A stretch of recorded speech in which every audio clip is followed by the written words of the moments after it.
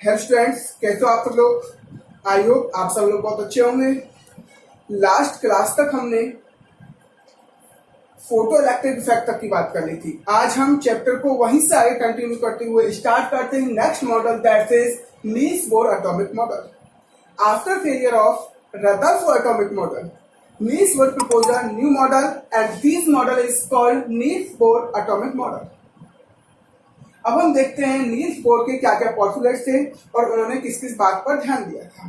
उन्होंने कहा था, ये जो रदरफोर्ड भाई साहब थे, उन्होंने ये कहा था, ये जो आपका न्यूक्लियस होता है जिसमें प्रोटॉन और न्यूट्रॉन होते हैं, तो वो एक तो सेंटर पर होता है और न्यूक्लियस के अराउंड इलेक्ट्रॉन्स होते हैं। ये बात तो सही है, लेकिन रदरफोर्ड भाई साहब ये नहीं बता पाए ये जो इलेक्ट्रॉन होते हैं वह एक फिक्स सर्कुलर पाथ में भी मूव करते हैं, ये वो क्लियर नहीं कर पाए। तो उन्होंने क्या क्या पॉस्टुलेट दिए, उन्होंने क्या क्या पॉइंट दिए, उनकी बात करते हैं वन बाय वन। उन्होंने कहा atom consist two parts, nuclear part and extra nuclear part.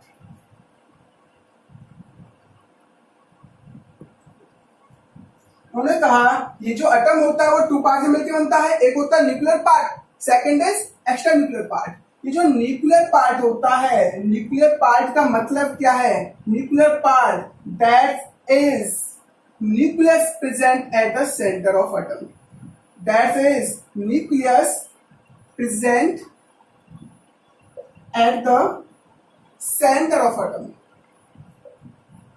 ये जो न्यूक्लियस होता है वो एटम के सेंटर में प्रेजेंट होता है। And extra nuclear part, and extra nuclear part, extra nuclear part का मतलब क्या है? Which has electrons. जो एक्स्ट्रा न्यूक्लियर पार्ट होता है वो क्या रखता है? वो इलेक्ट्रॉन्स रखता है। And electrons are present outside of nucleus। और ये जो इलेक्ट्रॉन्स होते हैं वो न्यूक्लियस के आउटसाइड होते हैं। which revolve around the nucleus, which revolve around the nucleus in close circular orbit और सेल। और ये जो इलेक्ट्रॉन होते हैं यह एक सर्कुलर ऑर्बिटल या सेल में क्या करते हैं? मूव करते हैं। ये नील्स बोर का फर्स्ट पोस्टुलेट था। उन्होंने कहा ये जो एटम होता है वो टू पार्ट्स में कंसिस्ट होता है। First is nucleus part, second is extra nuclear part. Nuclear part का मतलब हो गया ऐसा पार्ट जहां न्यूक्लियस होता है। एक्स्ट्रा न्यूक्लियर पार्ट का मतलब हो गया ऐसा पार्ट जो न्यूक्लियस के आउटसाइड हो, यानी कि जहां इलेक्ट्रॉन पाए जाते हैं। और उन्होंने कहा ये जो इलेक्ट्रॉन होते हैं वो न्यूक्लियस के अराउंड एक हमारे सर्कुलर ऑर्बिट या फिर सेल में क्या करते हैं? मूव करते हैं। सपोज दैट ये हमारा कोई nucleus, that is nuclear part, that is extra nuclear part. जहां इलेक्ट्रॉन होगा वो न्यूक्लियस के अराउंड एक क्लोज्ड सर्कुलर पाथ में क्या करेगा? मूव करेगा। क्लोज्ड सर्कुलर पाथ यानी क्लोज सर्कुलर ऑर्बिट या फिर सेल में क्या करेगा? आपका मूव करेगा। यहां तक ये चीज आपको बिल्कुल समझ में आ गई होगी। सेकंड पोस्टुलेट था, वो देखते हैं सेकंड क्या पोस्टुलेट था भाई, वो समझने की कोशिश करेंगे। उन्होंने कहा था ये जो हमारे ऑर्बिट होते हैं ये फिक्स होते हैं। इनका क्या मतलब है? ये जो ऑर्बिट है वो क्या है? आपके फिक्स है। और ये ऑर्बिट एक फिक्स एनर्जी रखते हैं। ये जो ऑर्बिट होते हैं उनकी एनर्जी क्या होती है? फिक्स। क्या होती है बेटा? फिक्स होती है। तो हम कह सकते हैं these orbits are stationary orbits। Stationary orbits. ये जो ऑर्बिट्स होते हैं ये क्या ऑर्बिट्स होते हैं? तो स्टेशनरी यानी कि फिक्स ऑर्बिट्स होते हैं। एंड हैविंग फिक्स एनर्जी, और इनकी जो एनर्जी होती है वो क्या होती है बेटा? फिक्स्ड एनर्जी होती है। इनकी एनर्जी भी क्या होती है? फिक्स होती है। और यदि हम कह सकते हैं there are infinite available for any atom. किसी भी एटम के लिए इनका जो नंबर होता है वो क्या होता है, इनफाइनाइट होता है, यानी कि दे आर इनफाइनाइट। ये बहुत सारे होते हैं, ऐसा नहीं है एक ही एटम के लिए इनका नंबर एक ही होगा, ये क्या होते हैं आपके इनफाइनाइट होते हैं। समझने की हम कोशिश करते हैं भाई। ये सपोज न्यूक्लियस है, न्यूक्लियस के अराउंड क्या होते हैं आपके ऑर्बिट्स होते हैं भाई, और ये क्या होता है, बिल्कुल फिक्स ऑर्बिट होते हैं। उनकी एनर्जी क्या होती है, बिल्कुल फिक्स होती है। That is n equal to 1 first orbit, n equal to 2 orbit, n equal to 3 third orbit, n equal to 4 that is fourth orbit.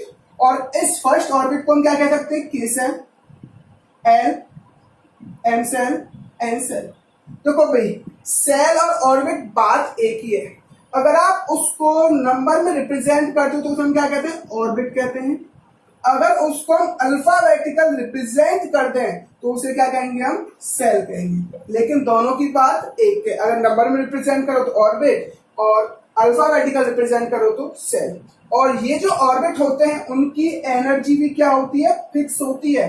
ऐसा नहीं इलेक्ट्रॉन, देखो इलेक्ट्रॉन जो होता है वो फिक्स्ड है, एक तो सर्कुलर पाथ में मूव करेगा, और इलेक्ट्रॉन्स की जो एनर्जी होगी, ये जो ऑर्बिट होगा उसकी एनर्जी भी क्या होगी, बिल्कुल फिक्स होगी। अब समझते हैं भाई, अभी तक आपने देखा, आपके दिमाग में आ रहा होगा क्या ये सेल एन तक होते हैं या फिर और आगे भी होते हैं भाई। ये तो जो ऑर्बिट होते हैं वो और आगे तक होते हैं, इनफाइनाइट ऑर्बिटल्स होते हैं, infinite. K L M N O P Q R S T U W X Y Z, ये जब तक चलते रहेंगे, और जेड से आगे आएगा Z1 Z2 Z3, इस तरह से ऑर्बिट चलते रहेंगे। किसी भी, अब एक क्वेश्चन सपोज है, अब मैं कहने लगूं हाइड्रोजन एटम्स के लिए ऑर्बिट्स कितने होंगे, तो सभी का आंसर होगा 1, क्योंकि इलेक्ट्रॉनिक कॉन्फ़िगरेशन क्या है 1s1, तो उनका ऑर्बिट क्या होगा 1। लेकिन ऐसा बिल्कुल नहीं है, कोई भी एटम जो होता है वो इनफाइनाइट ऑर्बिट रखता है। आप ये कह सकते हो इसका इलेक्ट्रॉन जो होता है वो फर्स्ट ऑर्बिट में होता है, यहां तक तो बात सही है, लेकिन इसके ऑर्बिटल्स का नंबर क्या होता है, इनफाइनाइट होता है। इस चीज को आपको याद रखना है, किसी भी एटम के लिए ऑर्बिटल्स, ऑर्बिट का नंबर जो होता है वो इनफाइनाइट होता है। ये चीज आपको यहाँ तक बिल्कुल अच्छी तरह से समझ में आ गई होगी, बिल्कुल समझ में आ गई। अब हम आगे बात करते हैं, थर्ड पोस्टुलेट्स की बात करेंगे।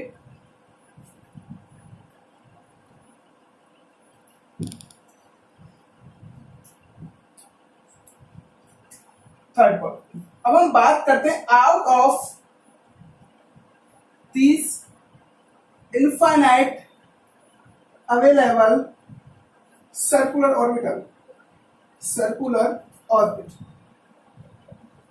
इन infinite circular orbital में से इलेक्ट्रॉन्स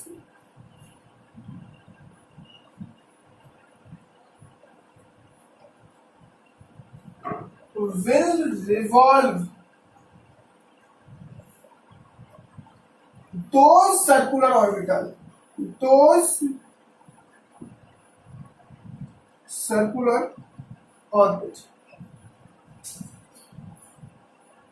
देखो समझते हैं, कोई भी एटम होता है हमारा, उसमें इनफाइनाइट ऑर्बिटल्स होते हैं, ऑर्बिट्स होते हैं भी, किसी एटम के लिए इनफाइनाइट ऑर्बिट्स होते हैं।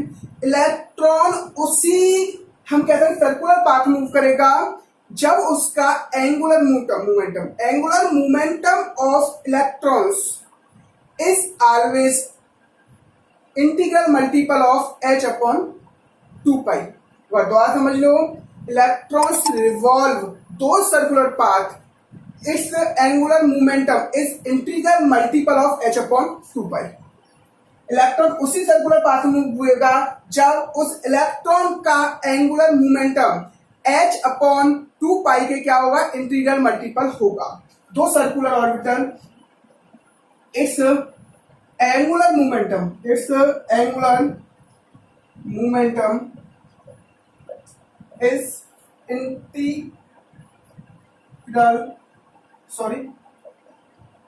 Integral multiple of h upon 2 pi, h upon 2 पाई। अब वो ये कह रहा है, देखो किसी एटम्स के पास इनफाइनाइट ऑर्बिट होंगे, इलेक्ट्रॉन्स उस ही ऑर्बिट में घूमेगा अगर उस इलेक्ट्रॉन का जो एंगुलर मोमेंटम होगा वो h/2 के क्या होगा, इंटीग्रल मल्टीपल होगा। अब हम देखते हैं एक्चुअल में ये कहना क्या चाह रहा है।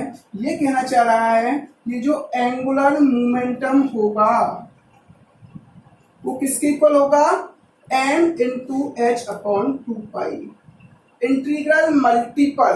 n का मतलब क्या है यहाँ पर, number of orbits, number of orbit जिसकी वैल्यू 1 2 3 4, जिसकी वैल्यू क्या होनी चाहिए, 1 2 3 4 होनी चाहिए। ऐसा नहीं आपकी 1.2 आ रही है, 1.3 आ रही है, क्योंकि जो सेल होंगे, जो इलेक्ट्रॉन्स होंगे वो कभी फ्रैक्शन थोड़ी ना होंगे। ऐसा हो सकता है कि वो आधा ऑर्बिट है या आधा सेल है, तो ऐसा तो कुछ नहीं है। तो n का मतलब हो गया यहाँ पर नंबर ऑफ ऑर्बिट, और ये जो नंबर ऑफ ऑर्बिट होगा वो फ्रैक्शन में नहीं होगा। Number of electron, number of orbit fraction में नहीं होते हैं। तो उसने कहा ये जो आपका एंगुलर मोमेंटम होगा वो इंटीग्रल मल्टीपल किसके होगा, h/2 के इंटीग्रल मल्टीपल होगा। अब हम देखते हैं एक्चुअल में हम एंगुलर मोमेंटम कहते किसे भाई। आपने मोमेंटम वर्ड तो सुना, ये भी मोमेंटम क्या होता है बताओ। मोमेंटम का मतलब होता है mv। मोमेंटम का मतलब क्या होता है, mv। अब सपोज दैट कोई भी इलेक्ट्रॉन न्यूक्लियस के अराउंड v वेलोसिटी से, m मास से और न्यूक्लियस से r डिस्टेंस की दूरी से क्या कर रहा है, रिवॉल्व कर रहा है। जब कोई भी इलेक्ट्रॉन या जब कोई भी बॉडी रिवॉल्व करती है, जब मोमेंटम जनरेट होता है तो उसे क्या कहते हैं, एंगुलर मोमेंटम। तो एंगुलर मोमेंटम यहाँ क्या हो जाएगा भाई आपका, एंगुलर मोमेंटम क्या हो जाएगा, या एंगुलर मोमेंटम हो जाएगा mvr। r से क्या हो जाएगा आपका, मल्टीप्लाई हो जाएगा, और r is the radius. r क्या हो गया आपके, रेडियस। अब ये दोनों क्या हो जाएंगे, हमारे इक्वल हो जाएंगे। तो mvr इक्वल टू nh/2 ये आपको याद रखना है। और उसे हम कहते हैं बेटा क्वांटाइजेशन। क्या कहते हैं, quantization of angular momentum, and this is called quantization of angular momentum. This is known as quantization of angular momentum. इसे क्या कहते हैं, क्वांटाइजेशन ऑफ एंगुलर मोमेंटम कहते हैं। Where m mass of electron, आप जानते हैं मास ऑफ इलेक्ट्रॉन क्या होता है, 9.1 इंटू 10⁻31 किलोग्राम। v क्या, किस वेलोसिटी से इलेक्ट्रॉन मूव कर रहा है, तो वेलोसिटी ऑफ इलेक्ट्रॉन। r का क्या होगा यहाँ पर, रेडियस,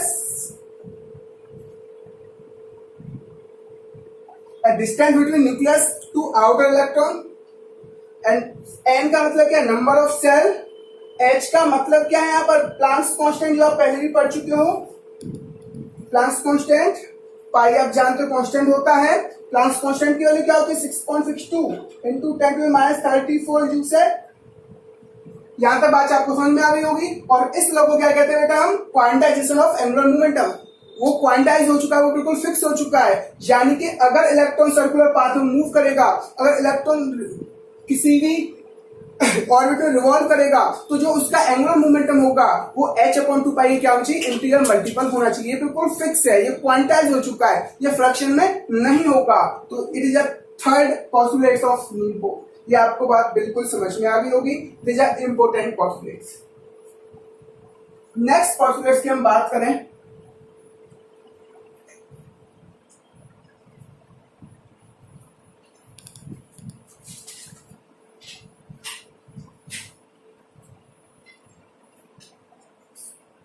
देखो भाई,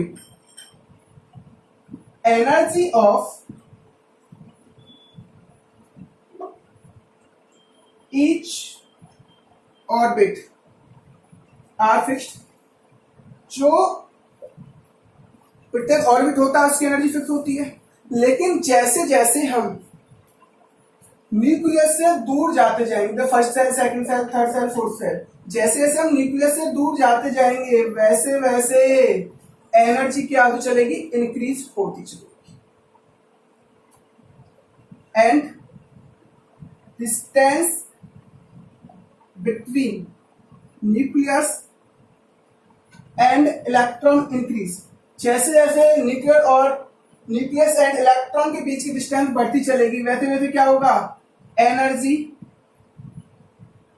of orbit is also increase. उस तरह से तब तब क्या होगा, ये जो आपका ऑर्बिट होगा उसकी एनर्जी भी बढ़ती चलेगी। जैसे जैसे हम सेल्स का नंबर बढ़ता चलेगा वैसे वैसे क्या होता चलेगा भाई, एनर्जी भी बढ़ती चलेगी। इस न्यूक्लियस हम जितना दूर जाते जाएंगे वैसे वैसे एनर्जी भी बढ़ती चलेगी। हम कह सकते हैं energy of K shell is less than energy of L shell, is less than energy of M shell, is less than energy of N. इस तरह से चलता रहेगा और एक टाइम पर आएगा ई इनफाइनाइट सेल। क्या था टाइम में, क्या आएगा, ई इनफाइनाइट सेल। और ई इनफाइनाइट की जो वैल्यू होती है वो क्या होती है, 0 होती है। इसका मतलब जितनी भी एनर्जी सब किसमें होती है बेटा, नेगेटिव में होती है। सब एनर्जी किसमें होती है आपकी, नेगेटिव में। और ई इनफाइनाइट की वैल्यू क्या होती है आपकी, 0 होती है। यहां तक ये चीज आपको बिल्कुल क्लियर हो गई होगी। अब हम नेक्स्ट पोस्टुलेट की बात करेंगे। किसी भी, देखो एक चीज याद रखो, किसी भी एटम्स के लिए मैक्सिमम एनर्जी की वैल्यू यानी कि ई इनफाइनाइट की वैल्यू क्या होगी, 0 होगी। किसी भी एटम के लिए मैक्सिमम ऑर्बिट की वैल्यू क्या होती है, ई इनफाइनाइट। मैक्सिमम ऑर्बिट का मतलब ई इनफाइनाइट, जिसकी वैल्यू हमेशा क्या होती है बेटा, 0 होती है। अब हम बात करते हैं भाई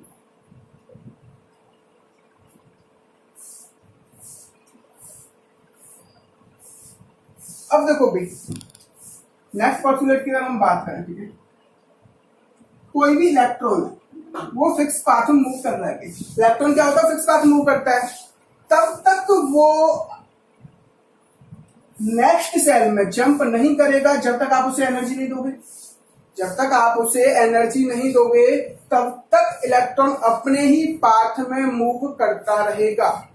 बात आपको याद रखनी है, तो आप लिख सकते हो electrons revolve around the nucleus in fix path. बात समझ में आ रही है। अगर हम बात करें electron revolve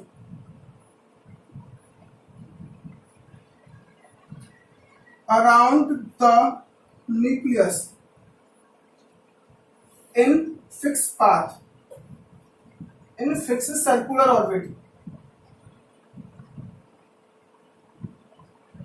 until or until electron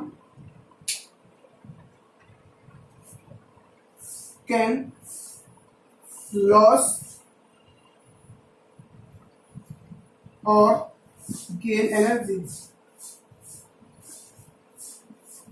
देखो भाई, इलेक्ट्रॉन तब तक न्यूक्लियस के अराउंड एक फिक्स पाथ में मूव करता रहेगा जब तक इलेक्ट्रॉन्स एनर्जी कोई लॉस या गेन नहीं करता है।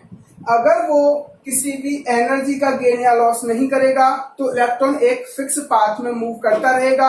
आपको ये चीज बिल्कुल याद रखनी है। यानी कि अगर इसको एनर्जी मिलेगी तभी तो यहाँ पाएगा, अगर इसको एनर्जी नहीं मिलेगी तो ये एक्साइटेड में जंप करेगा ही नहीं। सपोज दैट ये हाइड्रोजन एटम की हम बात कर रहे हैं, फर्स्ट सेल की ये एनर्जी क्या थी भाई, -13.6 eV।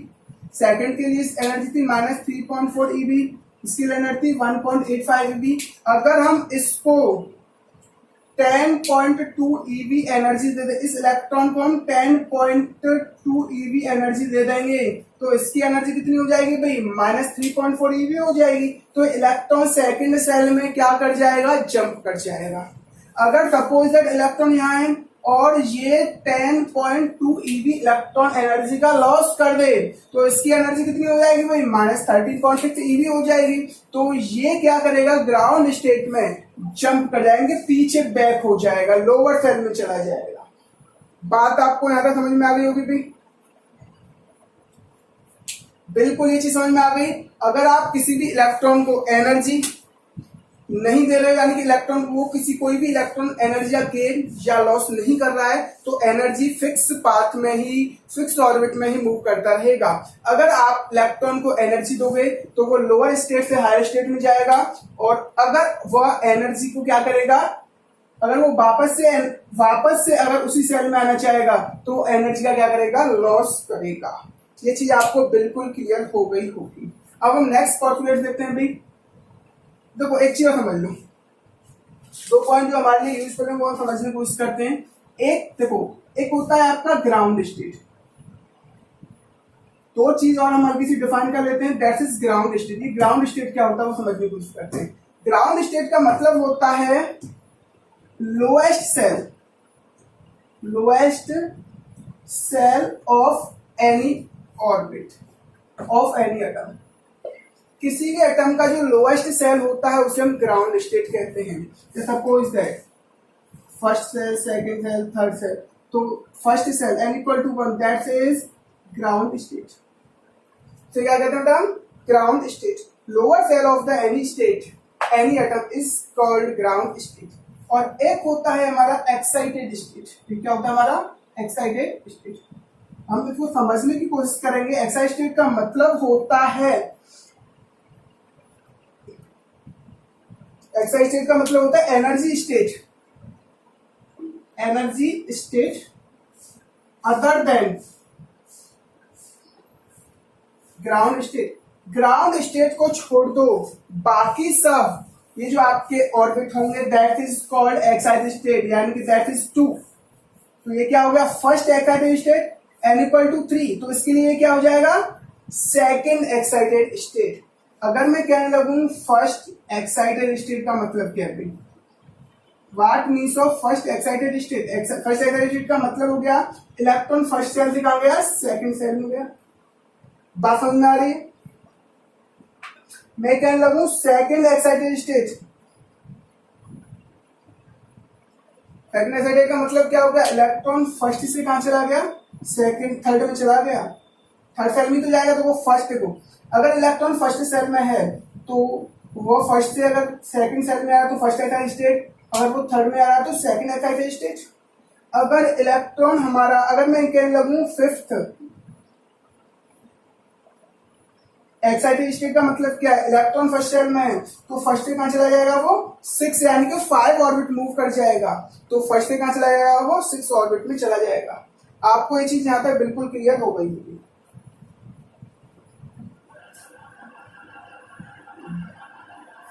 नेक्स्ट इज, देखो भाई, electron jump ground state to lower state, from ground state to excited state. अगर इलेक्ट्रॉन ग्राउंड स्टेट से एक्साइटेड स्टेट में जंप करता है तो क्या होगा भाई? अगर इलेक्ट्रॉन ग्राउंड स्टेट से, सपोज दैट ग्राउंड स्टेट से एक्साइटेड स्टेट में जंप करेगा तो क्या होगा, समझते हैं। इलेक्ट्रॉन यहाँ पर है, दैट इज ग्राउंड स्टेट। अगर ये एक्साइटेड स्टेट में जंप करता है, यहाँ जंप कर रहा है, यहाँ जंप कर रहा है, ये जंप कब करेगा, जब आप इसको एनर्जी दोगे। यानी कि electron jump from ground state to excited state when electron absorb energy. तब इलेक्ट्रॉन एब्सॉर्ब एनर्जी, वो एनर्जी क्या करेगा, एब्सॉर्ब करेगा इन फॉर्म ऑफ फोटोन, और वो एनर्जी फोटोन की फॉर्म में एब्सॉर्ब करेगा। सपोज दैट इस वाले इलेक्ट्रॉन की यहाँ एनर्जी क्या है, -3.6 eV। अगर उसको -1.85 eV वाले में पहुंचना है तो उसको कितनी एनर्जी चाहिए भाई, अराउंड चाहिए हमको 12, सपोज दैट 11 करीब समथिंग 11.3 eV एनर्जी इसको यहाँ से यहाँ तक पहुंचने के लिए चाहिए। बात समझ में आ रही है? तो ये एनर्जी को क्या करेगा, एब्सॉर्ब करेगा। अगर सपोज यहाँ से इस सेल में आ रहा है तो इसको कितनी एनर्जी चाहिए भाई, इस वाले सेल में आने की एनर्जी क्या होती है, -3.4 eV होती है। तो इसके लिए यहाँ पर इसको एनर्जी चाहिए +10.2 eV। इतनी एनर्जी क्या करेगा, ये एब्सॉर्ब करेगा। यहाँ तो बात समझ में आ गई। लेकिन एक चीज बताओ भाई, इलेक्ट्रॉन ग्राउंड स्टेट से एक्साइटेड स्टेट में तो पहुंच गया, लेकिन याद रखो इलेक्ट्रॉन की एनर्जी जितनी ज्यादा होती है, किसी भी सिस्टम की एनर्जी जितनी ज्यादा होती है वो उतना ही क्या होता है, अनस्टेबल होता है। नोट करके लिख लेना, मोर एनर्जी, उसकी एनर्जी इतनी ज्यादा है, जैसा सपोज इसमें एनर्जी एब्सॉर्ब की तो एनर्जी बढ़ गई, एनर्जी बढ़ेगी तो ये एक्साइटेड स्टेट में जंप कर जाएगा, नेक्स्ट सेल में जंप कर जाएगा। और लेस स्टेबल, वो उतना ही क्या होता है, वो स्टेबल होता है, बहुत कम स्टेबल होता है। और ये यहाँ बहुत ही फ्यू ऑफ सेकंड के लिए रुकता है, दोबारा से ये उसी सेल में क्या कर जाता है, रिटर्न हो जाता है। बात समझ में आ रही है? कोई भी इलेक्ट्रॉन को जब आप एनर्जी दोगे तो वो ग्राउंड स्टेट से एक्साइटेड स्टेट में जाएगा, लेकिन जैसे जैसे एनर्जी बढ़ेगी उसकी अनस्टेबिलिटी बढ़ती चली जाएगी और यहाँ इस ऑर्बिट में वो बहुत फ्यू ऑफ सेकंड के लिए रुकेगा, दोबारा से रिटर्न बैक हो जाएगा और एनर्जी क्या कर देगा, रिलीज कर देगा। बात समझ में आ रही है? और आप ये याद रखोगे, जितनी ज्यादा एनर्जी होगी वो लेस स्टेबल होगा और लेस एनर्जी होगी वह मोर स्टेबल होगा। ये आपको याद रखना है, इंपॉर्टेंट फंडा है भाई केमिस्ट्री का। नारा होता है more energy less stable. Electron ने एनर्जी एब्जॉर्ब की, वह यहाँ पहुंच गया, अब यहाँ पर जाकर वो तड़फड़ाने लगा, वो अनकंफर्टेबल फील करने लगा। सपोज दैट आपको भूख है 4 रोटी की और आपको खिला दी जाए 10 रोटी, तो क्या होगा भाई, आप क्या करोगे, आपका पेट गड़बड़ होगा और नेक्स्ट टाइम से आप क्या करोगे भाई, 4 रोटी ही खाओगे। जैसे ही इलेक्ट्रॉन को एनर्जी दी तो वो ऐसा स्टेट में पहुंच गया, लेकिन वह वहां क्या फील करेगा, अनकंफर्टेबल फील करेगा। और जैसे वो अनकंफर्टेबल फील करेगा तो वह वापस रिटर्न बैक कर जाएगा और एनर्जी क्या कर देगा, इमिट करता चलेगा, एनर्जी इमिट करेगा। बात आना समझ में आ गई होगी। 6 सही है। Electron return back, electron return back in ground state from excited state. Electron क्या जाता है, रिटर्न बैक हो जाता है ग्राउंड स्टेट में, कहां से, एक्साइटेड स्टेट से, to release energy, to release energy in form of photon. और वह फोटोन की फॉर्म में एनर्जी क्या करता है, रिलीज करता है। देखो भाई, इलेक्ट्रॉन ग्राउंड स्टेट से एक्साइटेड स्टेट में जंप किया, वो अनकंफर्टेबल फील करेगा, अब वो एनर्जी रिलीज करके दोबारा से उसी ऑर्बिट में आ जाएगा। यहां तक ये चीज आपको समझ में आ गई होगी। अगर इलेक्ट्रॉन को आप ग्राउंड स्टेट से एक्साइटेड स्टेट में जंप कराओगे तो एनर्जी दोगे। अगर इलेक्ट्रॉन एक्साइटेड स्टेट से पिछले लोअर सेल में जंप करेगा, अगर इलेक्ट्रॉन हायर ऑर्बिट से लोअर ऑर्बिट में जंप करेगा तो एनर्जी रिलीज करेगा। अगर इलेक्ट्रॉन लोअर सेल से हायर सेल में जाएगा तो एनर्जी एब्सॉर्ब करेगा। ये दोनों फंडा आपको समझ में आ गए होंगे। एक और फंडा हम समझते हैं, लास्ट पोस्टुलेट था उसकी बात करेंगे और इससे जो आगे तो लास्ट पोस्टुलेट है, नेक्स्ट लेक्चर में हम पढ़ेंगे ये जो रदरफोर्ड ने रेडियस है, वेलोसिटी है, एनर्जी है, इनका वेरिएशन दिया था इन मैथमेटिकल एक्सप्रेशन। आज हम लास्ट पोस्टुलेट बताएंगे और कल हम नील बोर्ड ने जो मैथमेटिकल एक्सप्रेशन दिए थे उनकी बात करेंगे और उनकी हेल्प से हम रेडियस वेलोसिटी निकालेंगे। 7 जो पॉइंट था, उन्होंने कहा था इलेक्ट्रॉन जब तक, देखो भाई पहले समझते हैं, न्यूक्लियस है और ये आपका सेल है। अब आपको पता है जो न्यूक्लियस होता है उस पर चार्ज क्या होता है, न्यूक्लियस पर पॉजिटिव चार्ज होता है, इलेक्ट्रॉन पर चार्ज क्या होता है, नेगेटिव चार्ज होता है। तो इन दोनों में क्या होता है, एक अट्रैक्टिव फोर्स होता है। ये जो इलेक्ट्रॉन होगा वो न्यूक्लियस के टुवर्ड्स फोर्स लगाएगा। बात समझ में आ रही है? ये न्यूक्लियस क्या चाहेगा, इलेक्ट्रॉन यानी कि इलेक्ट्रॉन क्या चाहेगा, इसकी तरफ अट्रैक्ट होना चाहेगा। अगर ऐसा होता तो इलेक्ट्रॉन पूरी तरह से आके न्यूक्लियस से नहीं चिपक जाता भाई, लेकिन कोई ना कोई फोर्स तो ऐसा होगा जो इलेक्ट्रॉन को यहीं सेटअप रहने देगा। उस फोर्स को कहते हैं हम सेंट्रीपिटल फोर्स। यानी कि समझते हैं हम, electrons revolve around the nucleus until unless electron revolve around the nucleus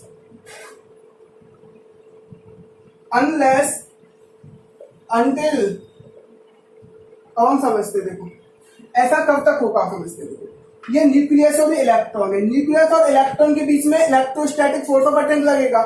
इन दोनों के बीच में क्या लगेगा, इलेक्ट्रोस्टैटिक फोर्स ऑफ अट्रैक्शन। किसी के बीच में अट्रैक्शन होता है तो उसे क्या कहते हैं बेटा? Electrostatic force of attraction. Electrostatic force of attraction. बात समझ में आ रही है?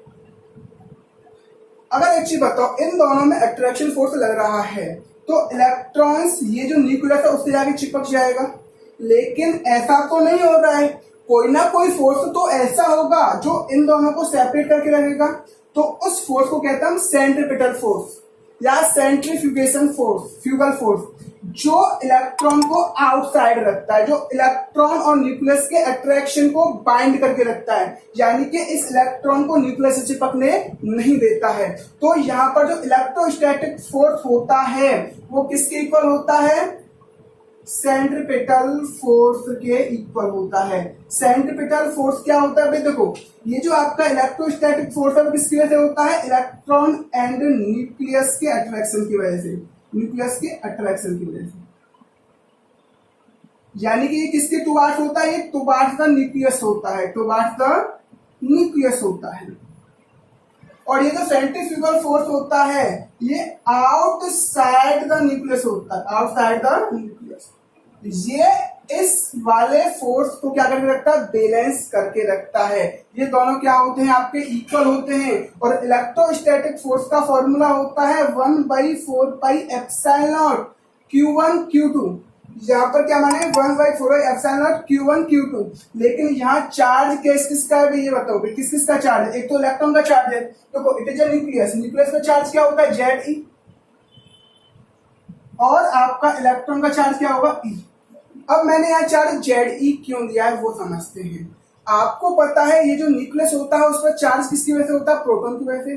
प्रोटॉन पर कितना चार्ज होता है? जितना इलेक्ट्रॉन पर चार्ज होता है। बात समझ में आ रही? जेड का मतलब एटॉमिक नंबर, और जो एटॉमिक नंबर होता है वही प्रोटॉन का नंबर होता है। तो जेड ई और ई के बीच में क्या होगा? फोर्स ऑफ अट्रैक्शन होगा। तो हम लिख सकते हैं Z E square upon R square is equal to centripetal force होता है M V square upon R. Centripetal force क्या होता है आपका? M V square upon R. यहाँ तक ये चीज आपको याद रखनी है। ये आपका इलेक्ट्रोस्टैटिक फोर्स का फॉर्मूला क्या होता है भाई? इलेक्ट्रोस्टैटिक फोर्स ऑफ अट्रैक्शन का फॉर्मूला होता है 1/4πε0 Q1 Q2 upon R square. यहाँ पर Q1 और Q2 क्या है? चार्ज ऑफ, चार्ज है आपके। आर का मतलब क्या है? Distance between two different charges.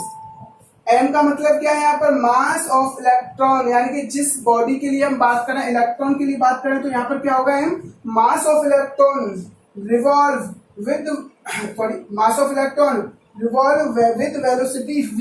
और r का मतलब क्या है? Distance between two opposite charges. यहाँ तक आपको ये आपके जो 7 आपके पॉस्टुलेट्स हैं वो आपको लर्न करने हैं और आपको समझ में आ गए होंगे। नेक्स्ट लेक्चर में हम मैथमेटिकल एक्सप्रेशन देखेंगे, किस तरह से हम रेडियस वेलोसिटी निकालते हैं। आज के लिए इतना ही।